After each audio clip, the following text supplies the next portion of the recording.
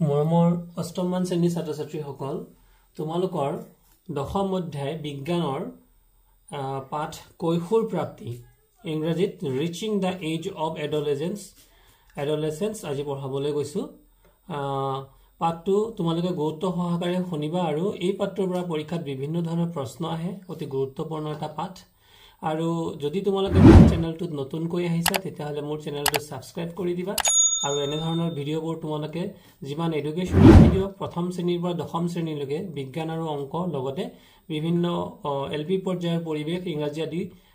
বিষয়ৰো তোমালোকে ভিডিঅবোৰ পাবলৈ সক্ষম হ'বা লগতে বন্ধুবৰ্গৰ মাজত মোৰ ভিডিঅটো শেয়াৰ কৰি দিবা আৰু যদি তোমালোকৰ ভিডিঅ ভাল লাগে এটা লাইক নিশ্চয় কৰি দিবা আহাচোন তেতিয়াহলে আমি দেৰি নকৰি পেলাই আজি পাঠটো অকমান বুজিবলৈ চেষ্টা কৰো গতিকে কৈশোৰ কাল আৰু যৌৱনাৱস্থা ইংৰাজীত হৈছে এডলেসেন্স এণ্ড পিউবাৰিটি তো এই এটা টাৰ্ম বা এই এটা বিষয় যেটো নেকি আমি সকলোৱে জানো আমি প্ৰথম এটা শিশুৰ পৰা আমি সৰুতে এটা বাচ্চা থাকো কেঁচুৱা হওঁ কেঁচুৱাৰ পৰা আমি লাহে লাহে ডাঙৰ হওঁ আমি মেচিউৰ হওঁ আমি যৌৱন প্ৰাপ্ত হওঁ তাৰ পিছতে লাহে লাহে আমি ডাঙৰ হৈ গলে এদিন আমি এজন পূৰ্ণাংগ ব্যক্তি ৰূপে আমি নিজকে অনুধাৱন কৰো গতিকে আমি যে এই কাৰ্যক্ৰমটো বা এই কালছো আমি কেনে ধৰণে প্ৰাপ্তি ঘটে বা তাকে আমি বুজিবলৈ চেষ্টা কৰো আৰু এই বিষয়টো এটা জ্ঞানৰ বিষয় এই আসলতে এটা উৎসুকতা বা উৎকণ্ঠাৰ বিষয় বহুতে এই বিষয়বোৰ আমি নাজানো কাৰণে আমাৰ বিভিন্ন ধৰণৰ আমাৰ মনলৈ বিভিন্ন বিভ্ৰান্তিবোৰ মনলৈ বিভিন্ন বিভ্ৰান্তিকৰ চিন্তা কিছুমান আমাৰ মনলৈ আহে গতিকে আজি এই পাঠটোৰ দ্বাৰা যেহেতু এই তোমালোকৰ অষ্টম শ্ৰেণীৰ বিজ্ঞানৰ এটা অবিচ্ছেদ্য পাঠ গতিকে এই পাঠটো আমি জানিব লাগিব আৰু ইয়াৰ পৰা বহুত গুৰুত্বপূৰ্ণ প্ৰশ্ন পৰীক্ষাত আহে আমি নম্বৰ গোটাবলৈও লাগে আৰু পাঠটো আমি ভালদৰে বুজি ললে আমাৰ নিজৰ একাডেমিক অৰ্থাৎ আমাৰ পঢ়া-শুনাৰ ক্ষেত্ৰত আমি নম্বৰ গোটোৱাৰ ক্ষেত্ৰত আমাৰ সুবিধাজনক অথচ আৰু লগতে আমি নিজৰ জীৱন কালছোৱাটো আমাৰ নিজৰ শৰীৰটো লৈ পেলাই আমি যথেষ্ট জ্ঞান ল'ব পাৰিম আৰু শৰীৰৰ বিষয়ে যদি আমি জানো তেতিয়াহলে আমাৰ শৰীৰ সুস্বাস্থ্যৱান হ'ব আৰু আমি শৰীৰটোৰ বিষয়ে জানাটো অতিকৈ দৰকাৰ এতিয়া আহাচন ইয়াত কি লিখিছে যে জন্মৰ পৰাই বৃদ্ধি আৰু বিকাশ ইংৰাজীত গ্ৰোথ এণ্ড ডেভেলপমেন্ট আৰম্ভ হয় আমি যেতিয়া সৰু থাকো এটা বাচ্চা যেতিয়া জন্ম হয় জন্মৰ পৰাই কিন্তু তাৰ আনকি মাৰ গৰ্ভাৱস্থাটো শিশু এটিৰ বিকাশ হয় কিন্তু 10 পৰা 11 বছৰ অতিক্ৰম কৰাৰ পাছত লৰা ছোৱালীৰ বৃদ্ধি অতি মন কৰিবলগীয়া কিন্তু বৃদ্ধি আমাৰ চকুত পৰে 10 পৰা 11 বছৰৰ পৰাই আমাৰ চকুৰ মানে বৃদ্ধিবোৰ চকুত পৰিবলৈ লয় শৰীৰত দেখা পৰিৱৰ্তনসমূহ ডাঙৰ হোৱাৰে লক্ষণ এই পৰিৱৰ্তনবোৰে তোমালোকে যে শিশু অৱস্থাত নাই বৰঞ্চ প্ৰাপ্তবয়স্ক ইংৰাজীত এডাল্ট অৱস্থা প্ৰাপ্তিৰ বাবে অগ্ৰসৰ হৈছে তাৰে ইংগিত দিয়ে যেনেকৈ পৰিৱৰ্তন পৃথিৱীৰ লক্ষণ যেনেকৈ দিন আৰু ৰাতি হয় যেনেকৈ বছৰৰ পিছত বছৰ পৰিৱৰ্তন হয় ঠিক তেনেদৰে আমাৰ শাৰীৰিক পৰিৱৰ্তনো এটা প্ৰাকৃতিক ডাঙৰ দীঘল হোৱাটো এটা প্ৰাকৃতিক নিয়ম জীৱনৰ যিটো কালত শাৰীৰিক পৰিৱৰ্তন হয় পৈণত প্ৰজনন অৱস্থা প্ৰাপ্ত ৰিপ্ৰডাক্টিভ ম্যাচুৰিটি হয় সেই কালছোৱা কৈশোৰ কাল এডলেসেন্স বুলি কয় মানে এনেকুৱা এটা সময় আহিব যেটো সময়ত আমাৰ শাৰীৰিক পৰিৱৰ্তনবোৰ হয় আৰু আমি প্ৰজনন ক্ষমতা লাভ কৰো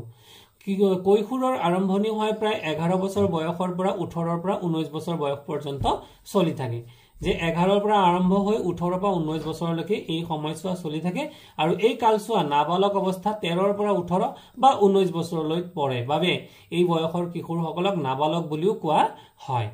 ছোৱালীৰ ক্ষেত্ৰত লৰাতকৈ এবছৰ বা দুবছৰ পূৰ্বে কৈশোৰ কাল আৰম্ভ হয় ইয়াৰ উপৰি কৈশোৰ কাল ব্যক্তি বিশেষে বেলেগ বেলেগ হ'ব পাৰে হয় সকলো ব্যক্তিৰ ক্ষেত্ৰতে কিন্তু কৈশোৰ কাল একে নহয় কৈশোৰ কালত মানৱ শৰীৰত বিভিন্ন পৰিৱৰ্তন সংঘটিত হয় এই পৰিৱৰ্তনসমূহে প্ৰজনন ক্ষমতা প্ৰাপ্তি পিউবাৰিটিৰ আৰম্ভণি এই প্ৰজনন ক্ষমতা প্ৰাপ্তি তাকে ইংৰাজীত কোৱা হয় পিউবাৰিটি আৰু তাৰ পৰাই কি হয় আমি প্ৰজনন ক্ষমতা লাভ কৰো প্ৰতিটো মানুহে ই জীৱনৰ এটা প্ৰাকৃতিক সত্য যে এটা মানুহ বা এটা শিশু প্ৰথমতে লৰাই হোক বা ছোৱালী হোক এটা শিশু অৱস্থাত থকাৰ পৰা লাহে লাহে যৌৱন প্ৰাপ্ত হয় তাৰ পৰাই তেওঁ এজন মানে যোগ প্ৰজনন ক্ষমতা লাভ কৰে বা তেওঁ নিজে এজন পিতৃ মাতৃ হোৱাৰ অধিকাৰী হয় কৈশোৰ অৱস্থাৰ পৰিৱৰ্তনবোৰ আটাইতকৈ গুৰুত্বপূৰ্ণ পৰিৱৰ্তন হ'ল লৰা ছোৱালীৰ প্ৰজনন ক্ষমতা প্ৰাপ্তি প্ৰজনন ক্ষম হোৱাৰ লগে লগে কৈশোৰ অৱস্থাৰ সমাপ্তি হয় প্ৰজনন ক্ষমতাৰ প্ৰাপ্তিৰ সময়ত হোৱা পৰিৱৰ্তনসমূহ চেঞ্জেছ এট পিউবাৰিটি কি পৰিৱৰ্তন হয় শৰীৰৰ উচ্চতা বৃদ্ধি তোমালোকে মন কৰিছা যেতিয়া তোমালোকে এমই স্কুলৰ পৰা তোমালোকে লাহে লাহে হাই স্কুললৈ ধাৱমান হোৱা তেতিয়া তোমালোকৰ শাৰীৰিক কি তোমালোকৰ পৰিৱৰ্তন হ'বলৈ ধৰে যেনেকৈ ল'ৰা হওক ছোৱালী হওক দুই ক্ষেত্ৰতে তোমালোকৰ উচ্চতা বাঢ়িবলৈ লয় প্ৰজনন ক্ষমতাৰ প্ৰাপ্তিৰ সময়ত আটাইতকৈ চকুত লগা পৰিৱৰ্তন হ'ল হঠাতে হোৱা শৰীৰৰ উচ্চতা বৃদ্ধি ইনক্ৰিজ ইন হাইট এই সময়ত হাত আৰু ভৰিৰ হাড়বোৰ দীঘল হৈ মানুহজনৰ উচ্চতা বৃদ্ধি হয় যে এই বৃদ্ধি এটা নিৰ্দিষ্ট সময়তে হয় আৰু গতিকে এই বৃদ্ধিটো হোৱাৰ লগে লগে আমি নিজকে যৌৱন প্ৰাপ্ত হোৱা বুলি ধৰো আৰু আমাৰ শৰীৰৰ পৰিৱৰ্তন ঘটিবলৈ ধৰে তলৰ তালিকাখনত ল'ৰা আৰু ছোৱালীৰ বয়স আৰু গড় হিচাপত উচ্চতা বৃদ্ধিৰ হাৰ দিয়া হৈছে স্তম্ভ 2 আৰু 3 স্তম্ভ 1ত দেখুওৱা বয়স অনুসৰি শতাংশত ল'ৰা ছোৱালীবোৰ শাৰীৰিক উচ্চতা দেখুওৱা হৈছে উদাহৰণস্বৰূপে 11 বছৰীয়া এজন ল'ৰাই তাৰ সম্ভাৱ্য বয়সৰ সম্পূৰ্ণ উচ্চতাৰ 81%ত উপনীত হৈছে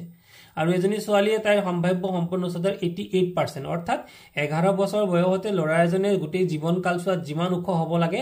তাৰে 81% ওখ হৈ যায় আৰু ছোৱালীজনীয়ে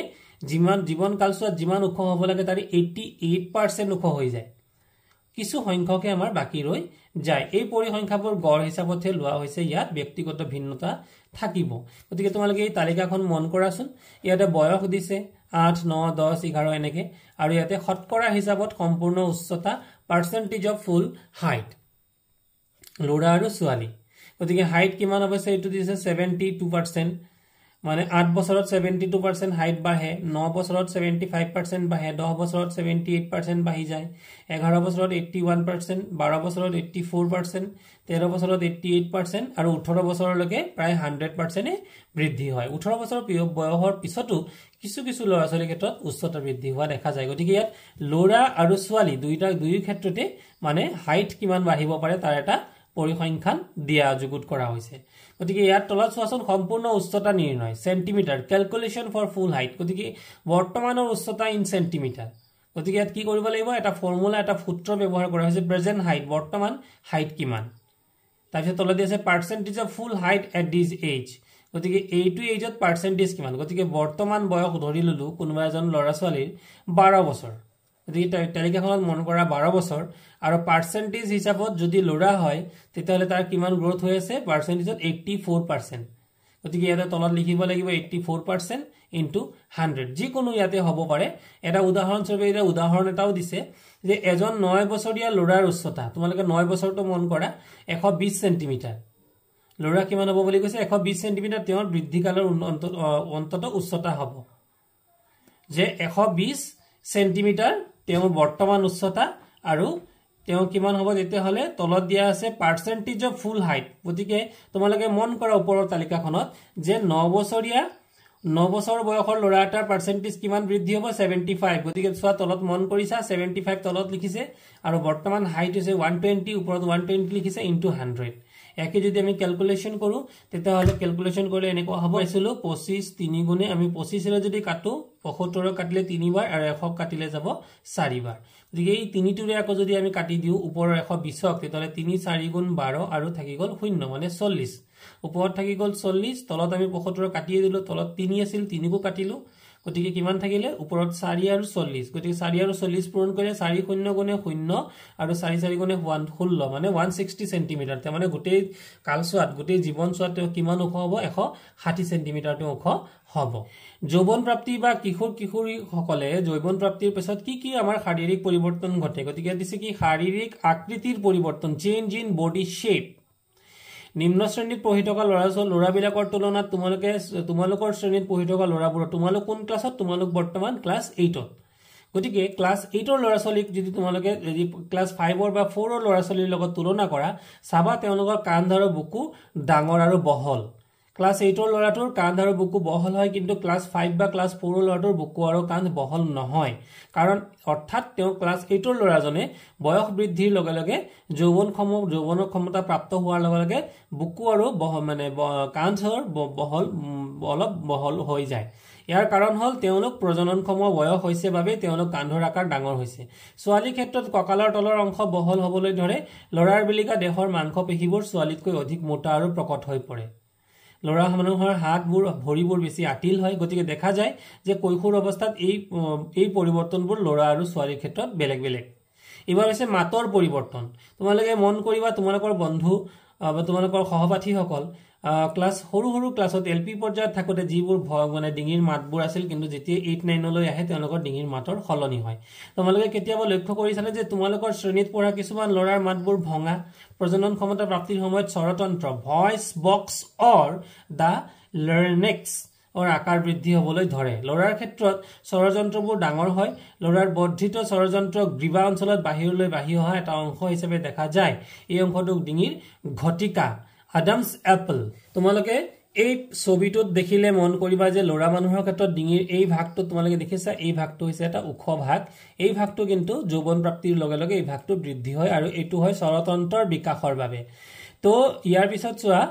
যে কিন্তু ছোৱালীৰ স্বৰযন্ত্ৰ সৰু হোৱা বাবে বাহিৰৰ পৰা ইয়াক দেখা নাযায় ছোৱালী মানুহৰ ক্ষেত্ৰত ডিঙিত যদি মন কৰা তোমালোকে দেখিবা যে এই যে আমাৰ যি ইয়াতে লৰা মানুহৰ ক্ষেত্ৰত যেটো ইয়াত বৃদ্ধি হৈছে ছোৱালী মানুহৰ ক্ষেত্ৰত বৃদ্ধি নহয় গতিকে এই লৰা মানুহৰ তুলনাত ছোৱালী মানুহৰ মাতটো সফট হোৱা দেখা যায় সাধাৰণতে ছোৱালীৰ মাত উচ্চ স্বৰৰ হয় আনহাতে লৰাৰ মাত গম্ভীৰ স্বৰযুক্ত কেতিয়াবা কৈশোৰ প্ৰাপ্ত লৰা বৰ্ধিত স্বৰযন্ত্ৰৰ পেশীসমূহ নিয়ন্ত্ৰণৰ বাহিৰলৈ যায় যাৰ বাবে ইহঁতৰ মাত কৰ্কশ হয় ইহঁতৰ এই অৱস্থা কেইদিনমান আৰু কেই সপ্তাহমানৰ পিছত স্বাভাৱিক হৈ পৰে মাতবোৰ গৰগৰীয়া বা কৰ্কশ হৈ পৰে কিন্তু কেতিয়াবা আকৌ পিছত হেতু এডজাস্ট হোৱাৰ পাছত আমাৰ লৰাবিলাকৰ মাতবোৰ ভাল হৈ পৰে তাৰ পিছত দিছে কি ঘৰ্ম আৰু তৈল গ্ৰন্থিৰ বৰ্ধিত ক্ৰিয়া increased activity of sweat and sebaceous glands মানে আমাৰ শৰীৰত ঘৰ্ম গ্ৰন্থি অৰ্থাৎ ঘামৰ পৰিমাণ বৃদ্ধি পায় যে সৰু সৰু বাচ্চা এটাই হয়তো ক্লাছ 4-5 ত পঢ়ি থকা বাচ্চা এটাই হিমান নাঘামে যদিও কিন্তু যদি আমি যেতিয়া আমাৰ যৌৱন প্ৰাপ্ত হোৱা লৰাসকলৰ কিন্তু ঘামৰ পৰিমাণ বৃদ্ধি পায় আৰু লগতে সেবাসিয়াছ গ্ল্যান্ডস প্ৰজনন ক্ষমতা প্ৰাপ্তিৰ সময়ত ঘৰ্ম গ্ৰন্থি সোয়েট গ্ল্যান্ড তৈল গ্ৰন্থি সেবাসিয়াছ গ্ল্যান্ডৰ নিঃসৰণ সিক্ৰেশন বৃদ্ধি পায় সালত থকা এই গ্ৰন্থিৰ বৰ্ধিত ক্ৰিয়াৰ বাবে এই সময়ত বহুতো কিশোৰ কিশোৰীৰ মুখমণ্ডলত হালমইনা ওলায় যে শৰীৰত যেটো অয়েলৰ যেটো ব্যালেন্স তেলৰ যেটো ব্যালেন্সটো কমি যোৱাৰ বাবে বহুতৰ আমি এই সময়ছোৱাত মানে গালত হালমইনা হোৱা দেখা যোৱা যায় যৌনাংগৰ বিকাশ ডেভেলপমেন্ট অফ সেক্স অৰ্গানছ সো আগৰ অধ্যায়ত দিয়া 9.1 9.3 লৈ সোৱা তাত মানুহৰ যৌনাংগসমূহৰ চিত্ৰ দিয়া আছে প্ৰজননক্ষম অৱস্থা প্ৰাপ্তিৰ সময়ত পুং জননাংগ মেল ৰিপ্ৰডাক্টিভ সমূহ যেনে লিংগ পেনিস আৰু অন্ডাশয় টেষ্টছৰ সম্পূৰ্ণ বিকাশ পায় অন্ডাশয়ে শুক্ৰাণু স্পাৰ্ম সৃষ্টি কৰিবলৈ ধৰে ছোৱালীৰ ক্ষেত্ৰতো ডিম্বাশয় অভেৰি ডাঙৰ হয় আৰু স্ত্ৰী জননকোষ এগ বা ডিম্বাণু পৈণত মেচিউৰ এগ হয় ডিম্বাশয়ে পৈণত ডিম্বাণু এৰিবলৈ ধৰে গতিকে যৌৱনপ্ৰাপ্ত হোৱাৰ পাছতেই আমি লৰা আৰু ছোৱালী বা পুৰুষ আৰু স্ত্ৰী উভয় ক্ষেত্ৰতে তেওঁলোকে যৌৱন প্ৰাপ্ত হয় অৰ্থাৎ তেওঁলোকে প্ৰজনন ক্ষমতা তেওঁলোকৰ মানে সৃষ্টি হয় অৰ্থাৎ তেওঁলোকেও প্ৰজনন কৰি নতুন প্ৰজন্মৰ সৃষ্টি কৰিব পৰা ক্ষমতা তেওঁলোকৰ বৃদ্ধি হয় মানসিক বৌদ্ধিক আবেগিক পৰিপক্কতা প্ৰাপ্তি reaching mental intellectual and emotional maturity কৈশোৰ কালত ব্যক্তিৰ চিন্তা ভাৱনাবোৰ পৰিৱৰ্তন সাধন হয় কিশোৰ কিশোৰীসকলক আগতকৈ স্বতন্ত্ৰতা আৰু আত্মসচেতন এটা সৰু বাচ্চাই যেনেদৰে ভয় ভাৱটো সেই ভয় ভাৱটো কমি যায় তেওঁলোকে নিজস্বভাৱে চিন্তা ধাৰণা কৰিব পৰা হয় আৰু নিজকে তেওঁলোকে স্বাধীন যেন অনুভৱ কৰে ইন্ডিপেন্ডেন্ট এণ্ড সেল্ফ কনসিয়াস হয় বৌদ্ধিক বিকাশ ইন্টেলেকচুৱেল ডেভেলপমেন্ট হয় তেওঁলোকৰ বৌদ্ধিক শাৰীৰিক আৰু বৌদ্ধিক বিকাশ হয় আৰু বেছি সময় চিন্তা ভাৱনাতে ব্যস্ত থাকিবলৈ বিচাৰে প্ৰকৃততে ব্যক্তিৰ জীৱনৰ এই সময়ত মস্তিষ্কৰ শিকন ক্ষমতা learning capacity of the brain আটাইতকৈ বেছি হয় বুলি কৈছে গতিকে এই সময়ছোৱা এটা সময় যত নেকি আমাৰ শিকাৰ ক্ষমতাটো আটাইতকৈ বেছি হয় কেতিয়াবা কোনো কিশোৰ কিশোৰীয়ে দেহ আৰু মনত হোৱা পৰিৱৰ্তনৰ সৈতে নিজকে খাপ খুৱাই ল'বৰ বাবে চেষ্টা কৰি অসুৰক্ষিত অনুভৱ কৰে গতিকে তেওঁলোকে বহু কিশোৰ কিশোৰীয়ে এই যে শাৰীৰিক পৰিৱৰ্তনবোৰ হয় মানসিক পৰিৱৰ্তন হয় এইবোৰ কিহৰ কাৰণে হৈছে ধৰিব নোৱাৰে আৰু কেতিয়াবা তেওঁলোকে নিজকে এটা ইমবেলেন্স অৰ্থাৎ মানে ভাৰসাম্যতাত তেওঁলোকে ভোগে কিন্তু এজন কিশোৰ শিকাৰু হিচাপে তোমালোকে তেনেকুৱা অসুৰক্ষিত অনুভৱ কৰাৰ কোনো কাৰণ নাই বৃদ্ধিকালত হোৱা পৰিৱৰ্তনসমূহ তিনি স্বাভাৱিক আৰু এই জ্ঞানবোৰ তোমালোকৰ আসলতে জানিবলগীয়া বিষয় ই কোনো লজ্জাৰ বিষয় নহয় এটা জ্ঞানৰ বিষয় গৌণ লিংগ বৈশিষ্ট্য সেকেন্ডাৰী সেক্সুৱেল ক্যাৰেক্টাৰিষ্টিক্স নৱম অধ্যায় তোমালোকে অন্ডাশয় আৰু ডিম্বাশয়ক প্ৰজনন অংগ হিচাপে জানি আহিছা এই অংগসমূহে যথাক্ৰমে শুক্ৰাণু আৰু ডিম্বাণু নৱম অধ্যায়ত তোমালোকে অণ্ডাশয় আৰু ডিম্বাশয়ক টেস্টস এণ্ড অভেৰিছক প্ৰজনন অংগ হিচাপে জানি আহিছে এই অংগসমূহে যথাক্ৰমে শুক্ৰাণু আৰু ডিম্বাণু স্পাৰ্ম এণ্ড অভা নামৰ জননকোষ উৎপন্ন কৰে প্ৰজনন ক্ষমতা প্ৰাপ্তিৰ সময়ত ছোৱালীৰ স্তন ব্ৰেষ্টৰ বিকাশ হয় আৰু ল'ৰাৰ মুখমণ্ডলত দাঢ়ি আৰু গোফ ইয়াতে দিছে ময়েষ্টেচিছ এণ্ড বেয়াৰ্ড গজে এই লক্ষণসমূহৰ দ্বাৰা ল'ৰা আৰু ছোৱালীবোৰৰ মাজত পাৰ্থক্য নিৰ্ধাৰণ কৰিব পাৰি বাবে এই চৰিত্ৰসমূহক গৌণ লিংগ বৈশিষ্ট্য সেকেন্ডাৰী সেক্সুৱেল ক্যাৰেক্টাৰিষ্টিক্স বুলি কোৱা হয় ল'ৰাৰ বুকু অংশত নোম গজে আৰু ছোৱালীৰ উভয়ৰে ল'ৰা আৰু ছোৱালীৰ উভয়ৰে বাহুৰ তলত আৰু গুপ্তাংগত নোম গজে কিশোৰ কালত হোৱা এই পৰিৱৰ্তনসমূহ হৰমনৰ দ্বাৰা নিয়ন্ত্ৰিত হয় this is a very important word hormone তোমালোকে এই যে এটা তোমালোকৰ মনলৈ মানে এই ধৰণৰ চিন্তাবোৰ আহে যে কিহৰ কাৰণে এনে ধৰণৰ চেঞ্জেছবোৰ আহিছে এই চেঞ্জেছবোৰ হয় হৰমনৰ কাৰণে আৰু হৰমন আমাৰ গোটেই বডিটোতে গোটেই শৰীৰটোকে আমাক কন্ট্ৰোল কৰে হৰমনবোৰ কিছুমান ৰাসায়নিক দ্ৰব্য it's a chemical some chemicals and which is called hormone এইবোৰৰ কিছুমান অন্তঃস্ৰাৱী গ্ৰন্থি some of them are endocrine gland মানে আমাৰ ভিতৰৰ পৰা নিখৰণ হয় পুং হৰমন বা টেস্টোস্টেৰন মেল হৰমন অৰ টেস্টোস্টেৰন প্ৰজনন ক্ষমতাৰ প্ৰাপ্তিৰ আৰম্ভণিত অণ্ডাশয়ৰ দ্বাৰা নিখৰিত হয় ই লৰাৰ ক্ষেত্ৰত সকলো পৰিৱৰ্তনৰ কাৰক যিটোৰ বিষয়ে তোমালোকে অলপ আগতেই জানিলা যে উদাহৰণস্বৰূপে মুখমণ্ডলত দাঢ়ি গোপ গজাৰ কথাকে ক'ব পাৰি ছোৱালীৰ প্ৰজননক্ষম হোৱাৰ সময়ত ডিম্বাশয় স্ত্ৰী হৰমন বা ইষ্ট্ৰজেন ফিমেল হৰমনৰ ইষ্ট্ৰজেন নিখৰণ কৰে যাৰ ফলত ছোৱালীৰ স্তনৰ বিকাশ হ'বলৈ ধৰে স্তনত দুগ্ধ নিখৰণ গ্ৰন্থি নাইবা স্তন গ্ৰন্থিৰ উদ্ভৱ হয় এই সকলোবোৰ হৰমনৰ উৎপাদন পিটুইটাৰী গ্ৰন্থি পিটুইটাৰী গ্ল্যান্ড নামৰ অন্য এক অন্তঃস্ৰাৱী গ্ৰন্থিৰ নিয়ন্ত্ৰণাধীন গতিকে ই এক প্ৰাকৃতিক পৰিৱেশ এজনী সৰু শিশু এদিনে গবলৈ এই শিশুৱে এদিন মা হয় আৰু সন্তানক কি হ'ব পাৰে দুগ্ধবান কৰাবলৈ সক্ষম হৈ উঠে গতিকে প্ৰাকৃতিক এই কাৰণবোৰৰ দ্বাৰা আমি পৰিৱৰ্তনশীলভাৱে আমি নিজকে এটা সময়ত পৰিৱৰ্তনৰ ৰূপ কৰি এটাৰ পিছত এটা পৰ্যায়লৈ আমি গৈ থাকো কোনোবা এদিন আমি সৰু শিশু থাকো তাৰ পিছত এটা প্ৰাপ্তবয়স্ক এজনী গাভৰু ছোৱালী হওঁ তাৰ পিছত এদিন মা হওঁ আৰু এনেকৈ এদিন বুঢ়ী হৈ যাওঁ প্ৰজনন কাৰ্যত হৰমনৰ ভূমিকা role of hormones in initiating reproductive function অন্তঃস্ৰাৱী গ্ৰন্থিসমূহে এণ্ডোক্ৰাইন গ্লেণ্ডছ দেহৰ তেজ প্ৰবাহত হৰমন এৰি দিয়ে আৰু এই হৰমনবোৰে তেজৰ খুঁটৰ দ্বাৰা নিজ লক্ষ্যস্থান টাৰ্গেট সাইট পায়গৈ লক্ষ্যস্থানে হৰমনৰ প্ৰতি সঁহাৰি জনায় দেহত কেইবাটাও অন্তঃস্ৰাৱী গ্ৰন্থি বা নলিকাবিহীন গ্ৰন্থি থাকে অণ্ডাশয় আৰু ডিম্বাশয়ে টেস্টস এণ্ড অভেৰিছ যৌন হৰমন ক্ষৰণ কৰে তো তোমালোকে অলপ আগে জানি আহিছা যে এই হৰমনবোৰ পুৰুষ আৰু মহিলাৰ গৌণ যৌন চৰিত্ৰসমূহ প্ৰকাশ কৰাত ভূমিকা লয় অৰ্থাৎ আমি এই হৰমনবোৰৰ দ্বাৰাই কন্ট্ৰোল হয় মানে যদি তোমালোকে মন কৰিবা যে এজনী ছোৱালী তেওঁৰ মাকৰ লগত দেখা দেখি হয় বা তেওঁৰ বিভিন্ন ধৰণৰ তেওঁৰ চাৰিত্ৰিক বৈশিষ্ট্যবোৰ মাকৰ লগত মিলে বা ল'ৰাজন হলে তেওঁৰ চাৰিত্ৰিক বৈশিষ্ট্য যেনে তেওঁ কিমান ওখ তেওঁৰ স্বাস্থ্য পাতি কেনেকুৱা তেওঁৰ কথা বতৰাৰ ধৰণ কেনেকুৱা এই সকলোবোৰ কিন্তু পিতৃৰ লগত মিলে ইয়াৰ উপৰি যৌন হৰমনবোৰ পিটুইটাৰী গ্ৰন্থিয়ে নিখৰণ কৰা হৰমনৰ দ্বাৰা নিয়ন্ত্ৰিত হয় পিটুইটাৰী গ্ৰন্থিয়ে ভিন ভিন হৰমন নিখৰণ কৰে ইয়াৰে এবিধ হৰমনৰ ডিম্বাশয়ত ডিম্বাণু আৰু অণ্ডাশয়ত শুক্ৰাণু হোৱাত মানে গঠন হোৱাত সহায় কৰে মানৱ জীৱনৰ প্ৰজননৰ পৰ্যায় reproductive phase of life in humans যেতিয়া কিশোৰীৰ অণ্ডাশয় আৰু ডিম্বাশয়ে টেস্টস এণ্ড অভেৰিছ জননকোষ সৃষ্টি কৰিব পৰা হয় তেতিয়া তেওঁলোকক প্ৰজননক্ষম হোৱা কেপাচিটি ফৰ মেচুৰেশ্যন বুলি কোৱা হয় মহিলাতকৈ পুৰুষৰ জননকোষ গেমেটৰ সৃষ্টি আৰু ইহঁতৰ পৰিপক্কতা অনাৰ ক্ষমতা দীঘলীয়া মহিলাৰ প্ৰজনন প্ৰক্ৰিয়া প্ৰজনন ক্ষমতা প্ৰাপ্তিৰ পৰাই আৰম্ভ হয় 10 পৰা 12 বছৰ বয়সত আৰু 45 পৰা 50 বয়সৰ বয়সলৈ এই প্ৰক্ৰিয়া সাধাৰণতে চলি থাকে প্ৰজনন ক্ষমতা প্ৰাপ্তি অৱস্থা পোৱাৰ লগে লগে ডিম্বাণু পৰিণত হ'বলৈ ধৰে 28 পৰা 30 দিনৰ ভিতৰত একোটা পুৰুষ ডিম্বাণু নিখৰণ ৰিলিজ অফ অভেৰিজ হয় গতিকে এই পিৰিয়ডছটোকে মেনচুৰেশ্যন পিৰিয়ড বুলি কয় যি নেকি প্ৰতিগৰাকী ছোৱালীৰ ক্ষেত্ৰতে এমাহত এই পৰিঘটনাটো ঘটে গতিকে আমি সেই সময়খনকে মেনচুৰেশ্যনৰ সময় বুলি কওঁ এই সময়ত জৰায়ুৰ বেৰ ডাঠ হৈ ডিম্বাণু গ্ৰহণ কৰে যদিহে ডিম্বাণু নিষেচিত ফাৰ্টিলাইজড অভেৰিজ হয় আৰু ইয়াৰ বিকাশ আৰম্ভ হয় ফলত গৰ্ভাৱস্থা প্ৰেগনেন্সি হয় যদি ডিম্বাণু নিষেচিত নহয় তেতিয়া ডিম্বাশয়ৰ পৰা ওলোৱা ডিম্বাণু জৰায়ুৰ ডাঠ আৱৰণ আৰু ৰক্তনলিকাৰে সৈতে বাহিৰলৈ ওলাই আহে ইয়াৰ ফলত মহিলাৰ ৰক্তক্ষৰণ হয় আৰু ইয়াকে মাহেকীয়া ঋতুচক্ৰ মেনচুৰেশ্যন বোলে 28 পৰা 30 দিনৰ ভিতৰত এবাৰ মাহেকীয়া ঋতুচক্ৰ হয় প্ৰথমে ঋতুস্নান প্ৰজনন ক্ষমতা প্ৰাপ্তিৰ সময়ত হয় আৰু ইয়াক পুষ্পিতা মেনাৰ্চি বুলি কোৱা হয়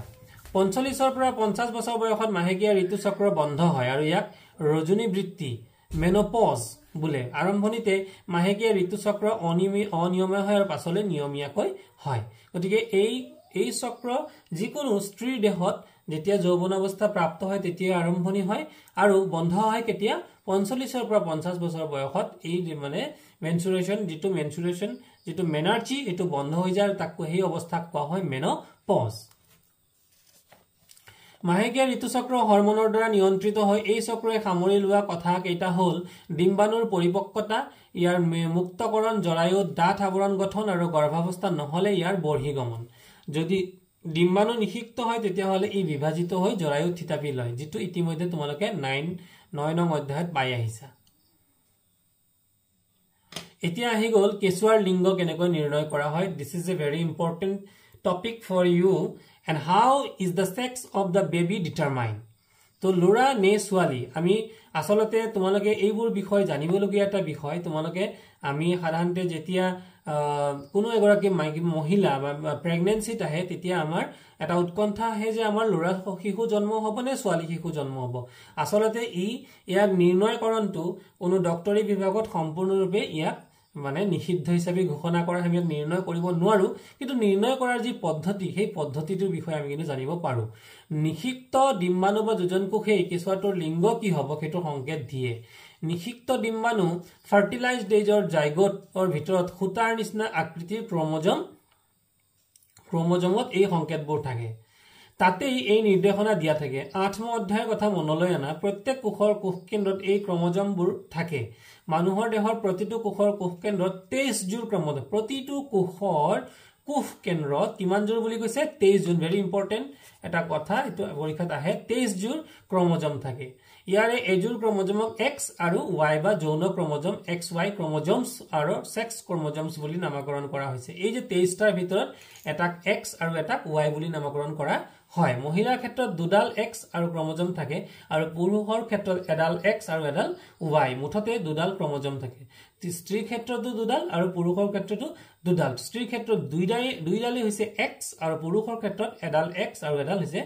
Y জনন কোষবোৰত ডিম্বাণু আৰু শুক্ৰাণু মাত্ৰ এজোৰ ক্ৰোমোজম থাকে নিষিক্ত নোহোৱা ডিম্বাণুত মাত্ৰ এডাল X ক্ৰোমোজম থাকে কিন্তু শুক্ৰাণু বিলাকত এই দুই প্ৰকাৰৰ ক্ৰোমোজমেই থাকে এবিধ X ক্ৰোমোজম আৰু আনবিধ Y ক্ৰোমোজম অৰ্থাৎ পুৰুষৰ ক্ৰোমোজমত X আৰু Y আৰু স্ত্ৰীৰ ক্ৰোমোজমত দুইটাই X ক্ৰোমোজম থাকে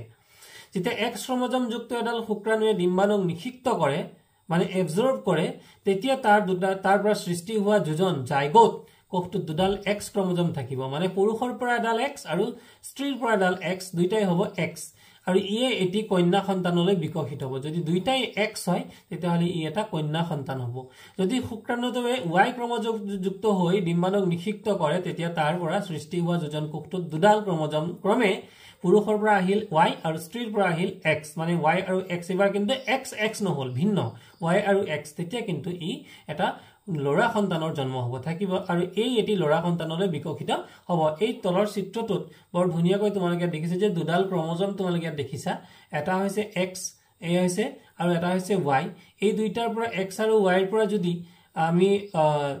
আমি ইয়াতে লৰা হৈছে কি যেতিয়া X আৰু Y হয় তেতিয়া হলে তাৰ লৰা সৃষ্টি আৰু যেতিয়া XX হয় তেতিয়া হলে তাৰ পৰা ছোৱালীৰ সৃষ্টি হ'ব Sex determination in hormones humans এতিয়া তোমালোকে বুজিলা যে পিতৃৰ যৌন ক্ৰোমোজমে ভৱিষ্যতে শিশুৰ লিংগ নিৰ্ণয় কৰে অৰ্থাৎ পিতৃৰ ক্ৰোমোজমৰ পৰাই নিৰ্ভৰ কৰে যে মানে আগন্তুক সন্তানটি লৰা হ'ব নে ছোৱালী হ'ব মাতৃয়েহে শিশুৰ লিংগ নিৰ্ণয়ত ভূমিকা লয় বুলি থকা বিশ্বাস কেতিয়াও যুক্তিসংগত নহয় আৰু ই এটা সম্পূৰ্ণ ভুল ধাৰণা যৌন হৰমনৰ বাহিৰেও থকা অন্য হৰমনসমূহ আমি কি ভাবো যে হৰমন বুলি কলে আমি সকলোৱে যৌন হৰমন বুলি ভাবো যে আৰু কোনো হৰমন নাথাকে আসলতে আমাৰ শৰীৰটোত অকল যৌন হৰমনে নহয় বিভিন্ন ধৰণৰ হৰমন থাকে আৰু প্ৰতিটো হৰমনে আমাৰ সঠিক আৰু ব্যালেন্স পৰিমাণে থকাটো অতি প্ৰয়োজনীয় যদি ইয়াৰে কোনো এবিধ হৰমনো আমাৰ যদি শৰীৰত ব্যালেন্স হৈ যায় তেতিয়া কিন্তু আমি কি হম ৰোগগ্ৰস্ত অৰ্থাৎ আমি বেমাৰী হৈ যাম পুনৰ 10.3 নং চিত্ৰলৈ মন কৰা মানে ইয়াৰ পিছৰ যে পিটুটাৰী গ্ৰন্থি পিটুটাৰী গ্ল্যান্ডে নিখৰণ কৰা হৰমনে অন্ডাশয় আৰু ডিম্বাশয়ক উত্তেজিত কৰি হৰমন খৰণ কৰায় ইতিমধ্যে তোমালোকে জানি আহিছে যে পিটুটাৰী গ্ৰন্থিও এবিধ অন্তঃস্ৰাৱী গ্ৰন্থি মানে এন্ডোক্ৰাইন গ্ল্যান্ড অন্তঃস্ৰাৱী মানে যি নেকি শাৰীৰিক ভিতৰতে আমাৰ মানে নিখৰণ ঘটে ই মগজুৰ লগত সংলগ্ন হৈ থাকে পিটুইটাৰী অন্ডাশয় আৰু ডিম্বাশয় টেস্টস এণ্ড অভেৰিজ আৰু উপৰি দেহত আন কিছুমান অন্তঃস্ৰাৱী গ্ৰন্থি আছে সেইবোৰ হ'ল থাইৰয়ড গ্ৰন্থি yes what is the name thyroid gland অগ্নাশয় গ্ৰন্থি pancreas gland and adrenal গ্ৰন্থি adrenal এই গ্ল্যান্ডবোৰো অতিকৈ ইম্পৰ্টেন্ট গ্ল্যান্ড এতিয়া ভাবা যে আমাৰ যে ডায়াবেটিস হয় সুগাৰ হয় কিহৰ কাৰণে হয় যেতিয়া আমাৰ পেনক্ৰিয়াছ গ্ল্যান্ডে সঠিকভাৱে কাম কৰিব নোৱাৰে তেতিয়াই কিন্তু আমাৰ সুগাৰ বেমাৰ হয় এই পেনক্ৰিয়াছ গ্ল্যান্ডৰ অভাৱৰ কাৰণে থাইৰয়ড গ্ল্যান্ড থাইৰয়ড হৰমনৰ অভাৱ হোৱাৰ লগে লগে আমাৰ কি হৈ যায় বিভিন্ন ধৰণৰ ৰোগে থাইৰয়ড ৰোগত মানুহ ভুগিবলৈ কোনোবা বেছিকৈ শকত হৈ যায় কোনোবা বেছি ক্ষীণাই যায় গতিকে এটা তেতিয়া আমাৰ শৰীৰ সকলো ধৰণৰ হৰমনৰ ইমবেলেন্স হয় ডিসবেলেন্স হয় মানৱ দেহত থকা অন্তঃস্ৰাৱী গ্ৰন্থিৰ স্থান দেখুৱাইছে গতিকে এই মানৱ দেহত বিভিন্ন ধৰণৰ হৰমনবোৰৰ কি কোড স্থান এই দেখুৱাই চোৱা তোমালোকে এই পিকচাৰটো দিয়া হৈছে পিটুইটাৰী গ্ল্যান্ড কোড থাকে মানুহৰ ব্ৰেইনৰ ওচৰত দেখিছা তাৰ পিছত দিয়া হৈছে ঠিক ডিঙিৰ ওচৰতে আছে মানুহৰ থাইৰয়ড গ্ৰন্থি চাবা থাইৰয়ড বেমাৰ হলে মানুহৰ ডিঙি বহুতৰে ফুলি যায় এড্ৰিনেল গ্ৰন্থি কোড আছে চোৱা আৰু অগ্নাশয় মানে হৈছে পেনক্ৰিয়াছ গতিকে পেনক্ৰিয়াছ তোমালোকৰ লিভাৰৰ লগতে থাকে ইয়াৰ পিছত আছে মহিলাৰ ক্ষেত্ৰত ডিম্বাশয়ৰ অৱস্থান আৰু অণ্ড প্ৰজ্ঞান আৰু পহেলিকা এবাৰ তেওঁলোকৰ ডাক্তৰ মাহীয়েকৰ ঘৰলৈ গৈছিল আৰু তাত কাকু নামৰ এটি ল'ৰাৰ ডাঙৰকৈ ফুলি উঠা ডিঙিটো দেখিছিল তেওঁলোকৰ মাহীয়েকে কাকুৰ থাইৰয়ড গ্ৰন্থিৰ পৰা উদ্ভৱ হোৱা গৰল ৰোগত ভুগি থকা বুলি কৈছিল কাকুৰ থাইৰয়ড গ্ৰন্থিয়ে থাইৰক্সিন হৰমন প্ৰস্তুত কৰিব নোৱাৰিছিল তেওঁলোকৰ মহাকেও অগ্নাশয় গ্ৰন্থিয়ে প্ৰয়োজন হোৱা অনুযায়ী ইনসুলিন হৰমন প্ৰস্তুত কৰিব নোৱাৰাৰ ফলত মধুমেহ ডায়াবেটিস ৰোগত ভুগি আছিল বুলি মাহীয়েকে কৈছিল প্ৰজ্ঞান আৰু পহেলিকা তেওঁলোকৰ মাহীয়েকৰ ক্লিনিকৰ বেৰত আৰি থোৱা তালিকা এখন দেখি এড্ৰিনেল গ্ৰন্থিৰ কথাও সুধিছিল মাহীয়েকে এড্ৰিনেল গ্ৰন্থিয়ে নিঃসৰণ কৰা হৰমনে সুষমভাৱে প্ৰবাহিত ৰক্তত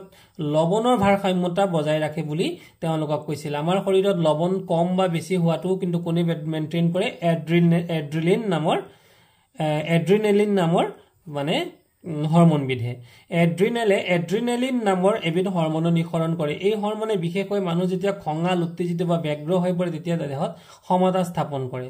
পিটুইটাৰী গ্ৰন্থিৰ পৰা হোৱা হৰমনৰ নিৰ্দেশ অনুসৰি থাইৰয়ড আৰু এড্ৰিনেল গ্ৰন্থিয়ে হৰমন নিঃসৰণ কৰে পিটুইটাৰী গ্ৰন্থিৰ বৃদ্ধি হৰমনো নিঃসৰণ কৰে আৰু এই হৰমনে ব্যক্তিৰ স্বাভাৱিক বৃদ্ধি সহায় কৰে পতংগ আৰু ভেকুলীৰ জীৱনত বুৰঞ্জীত হৰমনৰ ভূমিকা role of hormones in the life history of insects and frogs ভেকুলী আৰু পতংগৰ ক্ষেত্ৰত তোমালোকে ইতিমধ্যে পাত চাকৰি সিল্ক মথ আৰু ভেকুলীৰ জীৱন লাইফ সাইকেল অফ ফ্ৰগ বুৰঞ্জীৰ বিষয়ে জানি আহিছা পলু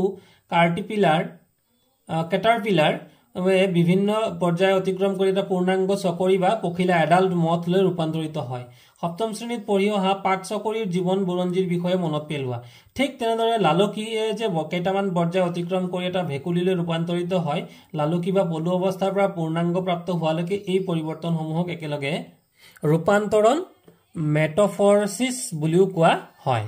পতংগৰ ৰূপান্তৰণ মেটাফৰচিছ প্ৰক্ৰিয়াটো পতংগ হৰমন ইনসেক্ট হৰমনৰ দ্বাৰা নিয়ন্ত্ৰিত হয় ভেকুলীৰ ক্ষেত্ৰত থাইৰয়ড গ্ৰন্থিয়ে থাইৰয়ড গ্ল্যান্ড নিঃসৰণ কৰা থাইৰক্সিন হৰমনৰ দ্বাৰা নিয়ন্ত্ৰিত হয় থাইৰক্সিন উৎপাদনৰ বাবে পানীত আয়োডিনৰ দৰকাৰ যি পানীত আয়োডিনৰ নিৰ্দিষ্ট পৰিমাণ নাথাকে সেই পানীত লালুকি পূৰ্ণাংগ ভেকুলীলৈ ৰূপান্তৰ নহয় ইয়াৰ পিছত আহা প্ৰজনন স্বাস্থ্য ৰিপ্ৰডাক্টিভ হেল্থ শাৰীৰিক আৰু মানসিক সুস্থতা ফিজিক্যাল এণ্ড মেণ্টেল ৱেলবিং ব্যক্তিৰ স্বাস্থ্য বুলি কোৱা হয় স্বাস্থ্য ভালে ৰখাৰ উদ্দেশ্য সকলো বয়সতে সুষম আহাৰ বেলেন্স ডায়েট খাব লাগে সকলো মানুহে ব্যক্তিগত চাফচিকুণতা আৰু হাইজিন আৰু যথেষ্ট পৰিমাণৰ শাৰীৰিক ব্যায়াম ফিজিক্যাল এক্সাৰসাইজ সুস্থ হৈ থাকিবৰ বাবে কৰা দৰকাৰ কিশোৰ কালত শৰীৰৰ বৃদ্ধি অবিৰতভাৱে চলি থকাৰ বাবে এইবোৰ নিতান্তই প্ৰয়োজন কিশোৰীৰ পৰিপুষ্টিৰ প্ৰয়োজনীয়তা নিউট্ৰিশনাল নিডছ অফ দ্য এডোলেসেন্স কিশোৰ কালত দেহৰ দ্ৰুত বৃদ্ধি আৰু বিকাশ ৰেপিড গ্ৰোথ এণ্ড ডেভেলপমেণ্ট আটাইতকৈ বেছি হয় হেহে কিশোৰীৰ খাদ্য তালিকাত অতি সাৱধানতাৰে কৰিব লাগে তোমালোকে ইতিমধ্যে সুষম আহাৰ বেলেন্স ডায়েটৰ সম্পৰ্কে জানি আহিছা সুষম আহাৰ খাদ্যত নিৰ্দিষ্ট অনুপাতত থকা প্ৰটিন কাৰ্বহাইড্ৰেট চৰ্বি আৰু ভিটামিনক সামৰি লয় এই বিষয়ে তোমালোকে মনত পেলোৱাচোন ভাৰতীয় সুষম খাদ্য তালিকাত বিশেষকৈ ৰুটি ভাত দাইল শাক পাচলিৰ প্ৰধান গাখীৰ এবিধ সুষম খাদ্য ফলমূলেও পুষ্টি যোগায় কেঁচুৱাৰ বাবে মাতৃদুগ্ধই সিহঁতৰ আৱশ্যকীয় পুষ্টিৰ যোগান ধৰে লুৱে তেজ গঠন কৰে আৰু লুযুক্ত খাদ্য অৰ্থাৎ আইৰণযুক্ত খাদ্য সতেজ শাক পাচলি আইৰণযুক্ত খাদ্যৰ নাম লিখি আহিব পাৰে সতেজ শাক পাচলি লিফি ভেজিটেবলছ গুড় জেগৰী মাংস মিট নেমু লেমন কমলা, অৰেঞ্জ, আমলখি, ইণ্ডিয়ান গুজবেৰী আদি কিশোৰ কিশোৰীসকলৰ বাবে অতি উত্তম। সো তোমালোকে ৰাতি আৰু দুপৰীয়াৰ খাদ্য তালিকাত এই খাদ্যবোৰ আছে নে নাই বিচাৰ কৰি চোৱা। খাদ্য সুষম আৰু পুষ্টিকৰ হয়নে? খাদ্য তালিকাত ৰুটি, ভাত যিয়ে শক্তিৰ যোগান ধৰে আৰু প্ৰটিন সমৃদ্ধ খাদ্য যেনে গাখীৰ, মাংস, বাদাম আৰু বিন, মটৰ আদি আছেনে যিয়ে শৰীৰ বৃদ্ধিত শ্ৰীবৃদ্ধিত সহায় কৰে? চৰ্বি আৰু শৰ্কৰা আছেনে যিয়ে শক্তি দিয়ে? দেহৰ ৰক্ষণাবেক্ষণৰ বাবে ফল মূল শাক পাচলিৰ ব্যৱস্থা আছেনে? চিপছ আৰু স্নেক্স খাবলৈ সোৱাদ যদিও ই নিয়মীয়া আহাৰৰ লেখীয়া পুষ্টিকাৰক নহয় আৰু সেয়েহে এইবোৰক নিয়মীয়া আহাৰৰ সলনি খাব নালাগে। Chips and packed or tin snacks though very tasty should never replace regular meals as they do not have adequate nutritional value. আমি কি কৰো ভাত নাখাই পেলাই ৰুটি নাখাই পেলাই আমাৰ দৈনন্দিন খাদ্য নাখাই পেলাই আমি চিপছ স্নেক্স এইবোৰ খাওঁ কিন্তু এইবোৰ আসলতে আমাৰ দৈনন্দিন খাদ্যৰ পৰিৱৰ্তন হিচাপে কেতিয়াও খাব নালাগে।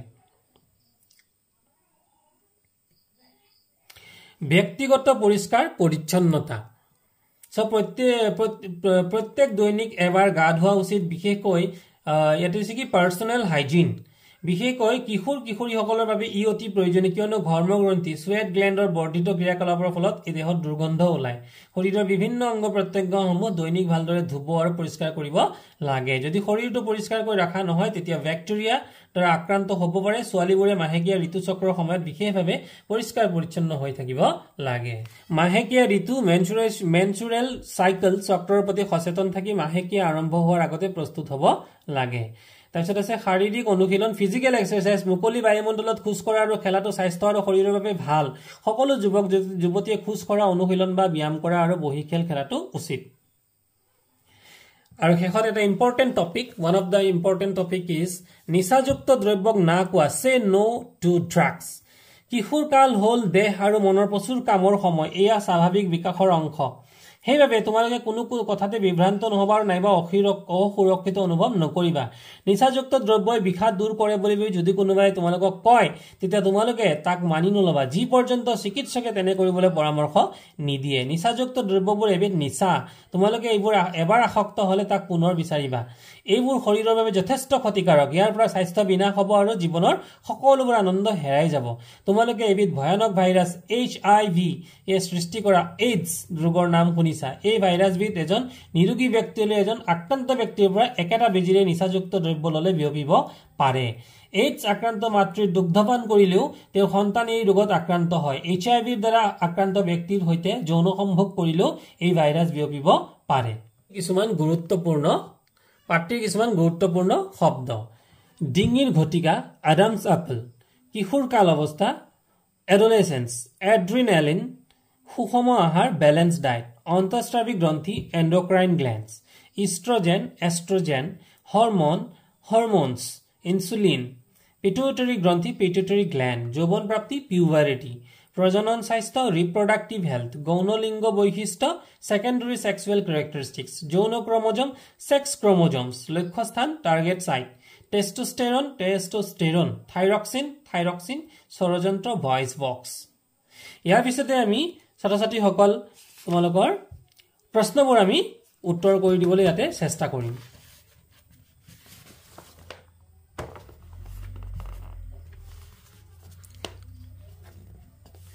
গতিকে এয়া আছিল তোমালোকৰ প্ৰশ্নবোৰ আৰু এই প্ৰশ্নবোৰে আমি সমাধান দিবলৈ এটা এটাকৈ আমি চেষ্টা কৰিম আৰু তোমালোকে এই পাঠটো অতি গুৰুত্ব সহকাৰে আৰু প্ৰশ্নবোৰ তোমালোকে মুখস্থ কৰাত গুৰুত্ব দিবা আৰু প্ৰশ্নবোৰ বুজি ললে তোমালোকৰ মুখস্থ কৰাত যথেষ্ট সহায়ক হ'ব। গতিকে এই এটা পাঠ যিটো আমাৰ শৰীৰৰ লগত সম্পৰ্কিত, আমাৰ শৰীৰ আৰু আমাৰ মনৰ লগত সম্পৰ্কিত এটা অধ্যায়। গতিকে এই পাঠটোত আমি বিভিন্ন আমাৰ শৰীৰৰ ঘটা পৰিঘটনাবোৰ আমি জানিবলৈ সক্ষম হ'ম। গতিকে এনেদৰে এই পাঠটো আমি অধ্যয়ন কৰি ললে আমি পৰীক্ষাৰ দৃষ্টিভংগীৰ পৰাতো আমি ৰেডি হমেই, আমি সাজু হমেই, আমি কিন্তু নিজৰ দেহাটোৰ কথাটো আমি বুজি পাম আৰু আমি নিৰোগী হ'বলৈ আৰু মানসিক আৰু শাৰীৰিকভাৱে আমি নিৰোগী হ'বলৈ আমি সক্ষম হ'ব পাৰিম।